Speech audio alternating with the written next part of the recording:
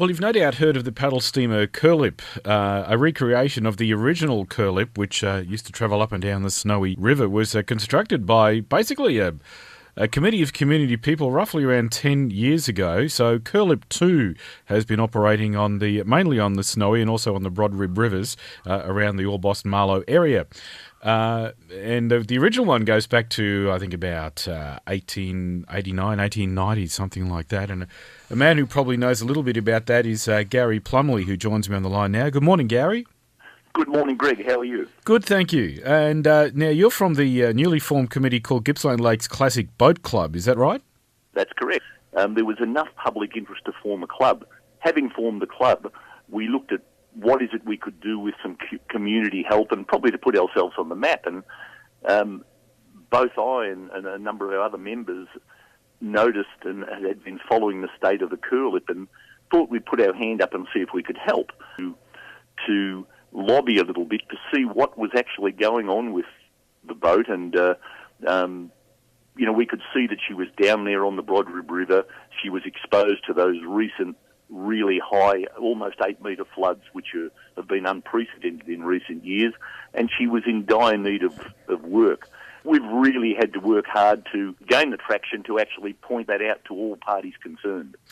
Now, there's a few things that need to happen. It's early stages, although you said it's moving ahead really quickly. But, of course, this will need the cooperation of bodies like the East Gippsland Shire Council and Gippsland Ports and so on. There'll be approvals required. We're a small community down here and everyone should work together for the common good. And this is really a public asset. It was funded with government and local support.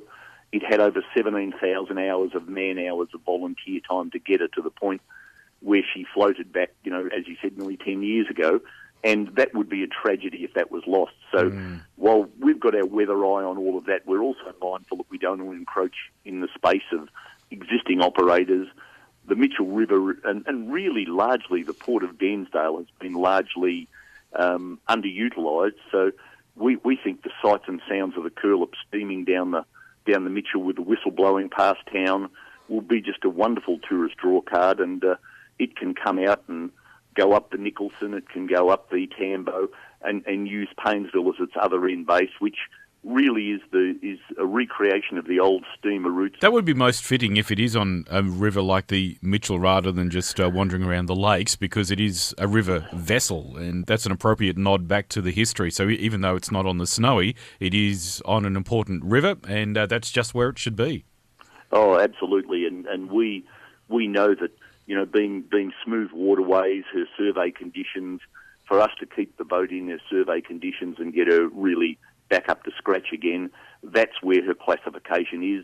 She's a river boat and an estuary boat, and that's where we want to place her back to work for the people of East Gippsland. So a lot of work is yet to be done on this. This is just something that's very much in its early stages, albeit moving ahead very quickly. I would be surprised if you don't get very good cooperation from bodies like Gippsland Ports and East Gippsland Shire and so on, because I'm sure they would see the benefits of this being a viable thing that will further enhance East Gippsland and the Lakes area and the Mitchell River as a tourist destination. Well, we think so, and we hope that everyone else does too, Greg. We're having discussions with the local men's sheds, lots of retired shipwrights and boat builders, and our general members and wooden boat lovers, and we're surprised already from the uptake of people who want to put up their hand and be involved. There's a passion about old wooden boats, and particularly steamboats. That's something that's innate in all of us, and it goes right back in our DNA, and I think we've lucked on the right location. Alrighty, well, it's something that we'll follow with a lot of great interest as this continues to develop, but I think you're on the right track, Gary, so thanks for telling us about it this morning.